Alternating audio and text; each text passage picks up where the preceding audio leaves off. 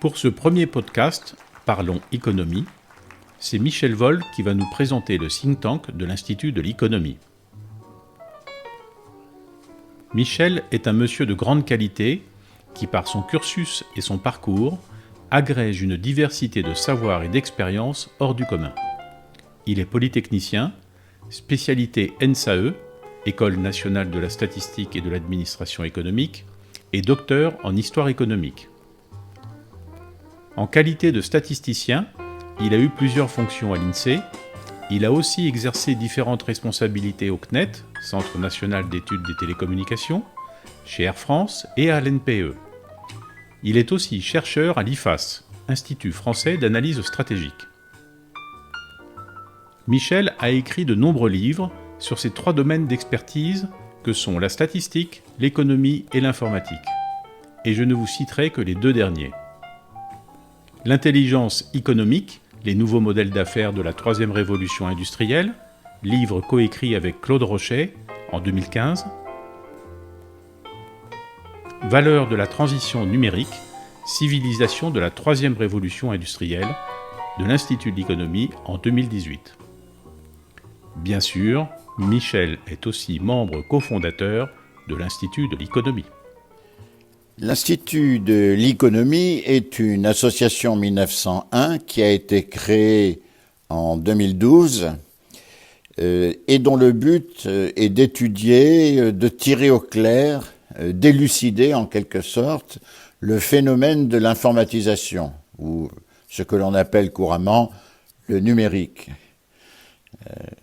Ce phénomène a des dimensions multiples, techniques évidemment, mais aussi économiques, sociologiques, psychologiques, car il modifie les conditions du travail et donc la façon dont chacun perçoit son propre destin, son identité. Ça va loin, ça va profond.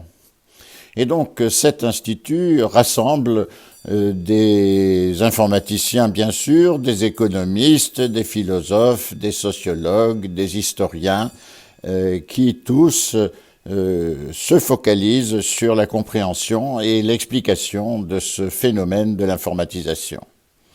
Alors pourquoi le mot économie maintenant ? Eh bien, nous avons essayé d'aller au-delà de ce que représente la situation actuelle pour se projeter dans un futur hypothétique en supposant que l'économie, la société, la façon de vivre ensemble serait arrivée, donc par hypothèse, à la pleine efficacité dans l'utilisation des ressources qu'offre l'informatique. La pleine efficacité, ça veut dire que les besoins humains seraient satisfaits le mieux possible et que cela se ferait au moindre coût en termes de travail, d'effort, d'utilisation des ressources naturelles. Donc l'économie, c'est la représentation d'un monde hypothétique, encore une fois, dans lequel on serait arrivé à la pleine maturité et à la pleine efficacité dans une société où le phénomène de l'informatisation est pleinement déployé. Alors, cette représentation, nous l'avons construite, l'Institut de l'économie l'a publiée dans des ouvrages. Encore une fois, elle est hypothétique, ce n'est pas non plus une prévision, parce que, après tout, nous ne savons pas si le futur apportera la pleine efficacité dans l'utilisation des ressources qu'apporte l'informatique, mais c'est une représentation qui permet de tirer au clair ce que sont les conditions de cette efficacité, les conditions nécessaires de cette efficacité dans une société, une économie caractérisée par l'informatisation. Et connaissant ces conditions nécessaires, eh bien, nous disposons de critères pour évaluer la situation présente et en quelque sorte mesurer, ou en tout cas décrire, à quel point nous sommes fidèles à ces conditions nécessaires ou à quel point nous nous en écartons.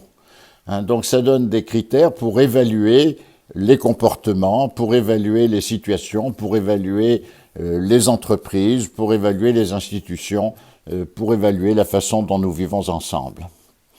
Voilà, donc l'Institut de l'économie dispose de ce modèle hypothétique, encore une fois, théorique si l'on veut, mais en même temps pratique, puisqu'il fournit des éléments de jugement qui sont bien utiles, ma foi. Et l'Institut de l'économie rassemble des gens de diverses disciplines qui s'intéressent au phénomène de l'informatisation et qui le considèrent à travers les outils d'évaluation, les outils de jugement que nous apporte ce modèle de l'économie lequel nous éclaire sur les conditions nécessaires de l'efficacité dans une société où l'informatisation est devenue la technique primordiale.